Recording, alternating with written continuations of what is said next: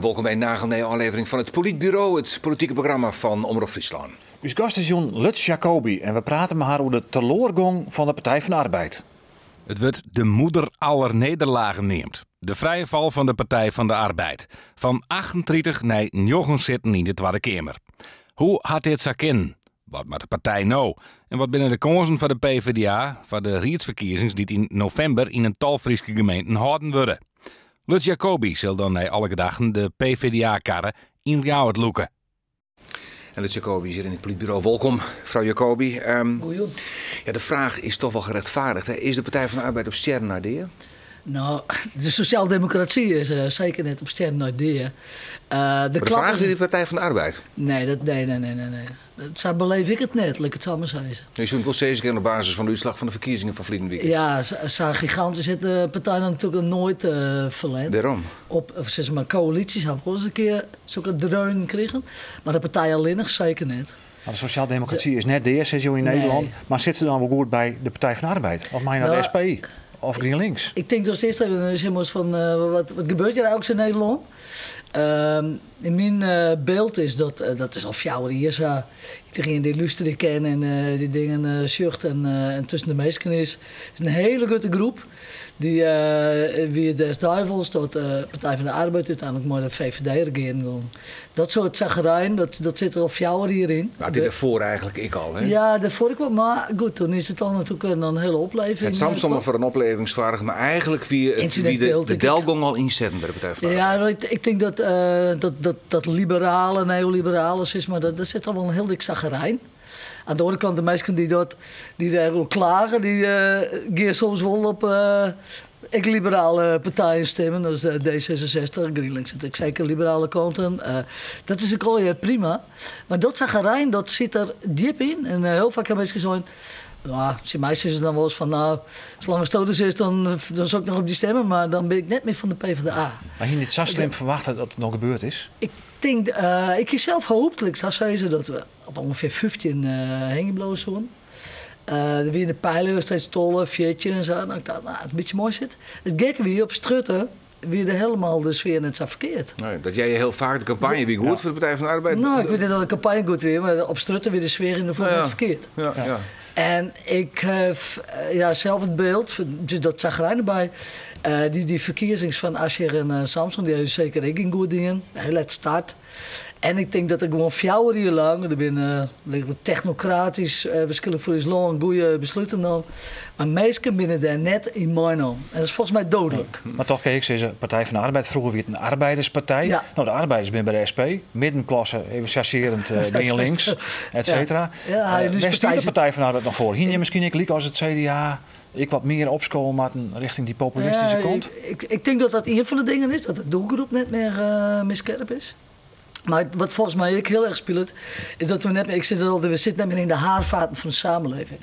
En als een van de dingen belangrijk is, zeker voor de sociaaldemocraten, is dat je in de wieken en in de dorpen betrouwbare mensen hebben moeten die daarvoor stenen, die ik eigen en eren binnen voor hun dorp en hun wik.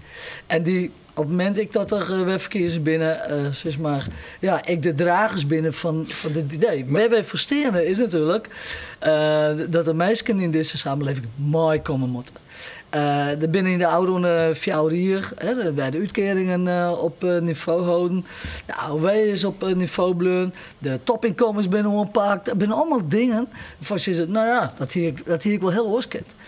Er is toch weer het onzichtbaar, hè? Hele grote extra yield naar armoedebestrijding. Er is de risico van banken is onpakt. Maar van net de risico's dan met publiek yield. Maar van al die mooie feiten heeft de Partij van de Arbeid dus 0 profiteren kunnen. Precies. Mijn verhaal is dus, ja. Als de meesten net meeneemt, ik ben misschien daarin wel wat een uitzondering. Als er net de meesten meeneemt in deze dingen, dan moest dat jou hier net raar de meesten niks meer maar die hebben. Nee. Dus ik denk dat dat heel erg dicht bij elkaar zit, die twee.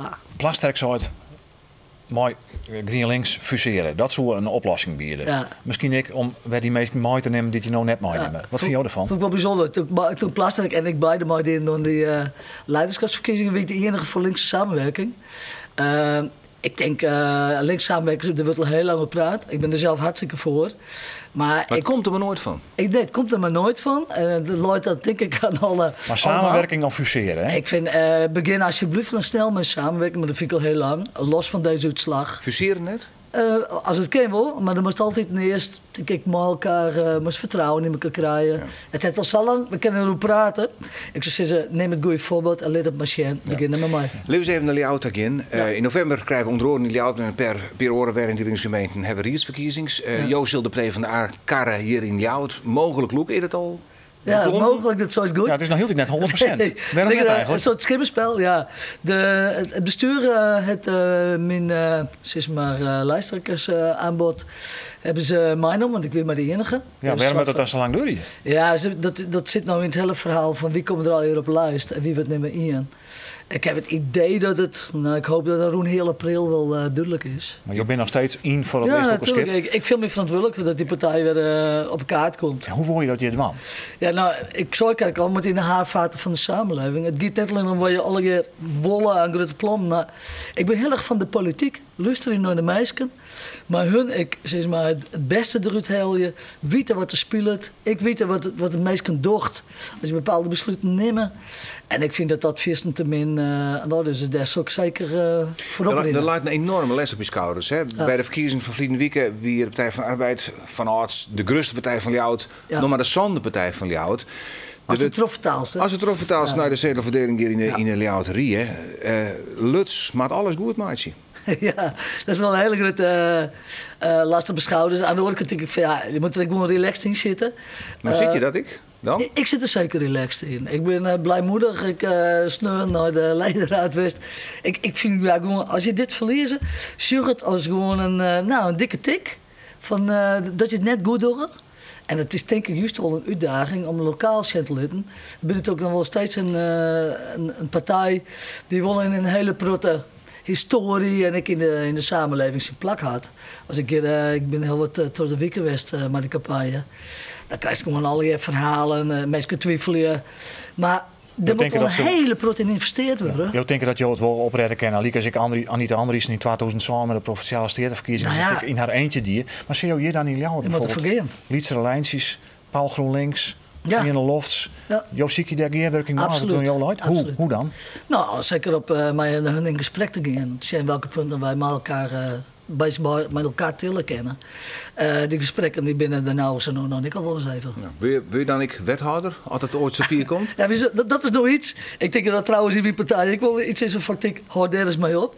Meestal die zitten zo langzamerhand gewoon in de politiek, omdat ze al hier ambities hebben en carrière dan willen, is dodelijk. Dodelijk. Ja. Maar je wil wethouder worden of zit je op van die zwaar eerst maar eens deze vraag vind ik nog zeker net gepast. Zwaar eerst maar eens dat je stemmingen nog krijgen. Als ik wat te sezen heb. Was past alleen maar nederigheid. Persoonlijk ben ik net echt aan de ambitie om wethouder te worden. Ik heb de ambitie om.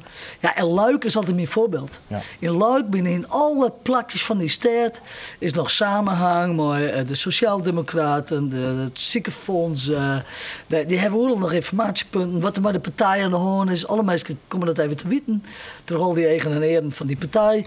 Zou wel ik weer doen. En geen wethouder is. Nou, ik denk dat ik net de beste moet dat maar worden. En je wel wie het worden kan. Heel kwart nog. 8 november win je hier.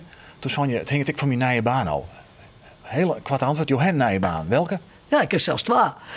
Voorzitter Nationaal Park Schiermonnikoog. Dat is heel, zo dan is een paar dagen. En ik ben sinds juli benoemd tot interim directeur bij het kenniscentrum voor de dierplagen in Wageningen. Die lieten we even rustig bezinken. We zullen intussen even naar de cartoon die het Gerco van Beek hoe dit verhaal maakt.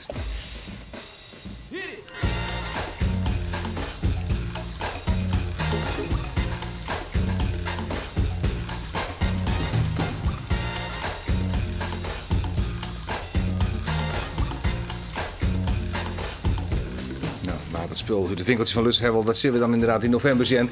Tegen dank, Lutz Jacobi, van je komst naar het politbureau. In het belang van het programma en van Friesland Bollen wil graag hier voorlopig eerst nog een beetje blauwen. Is best gedaan. Het politbureau is de takkenmikker weer. Bedankt voor het zien en graag ontdaan.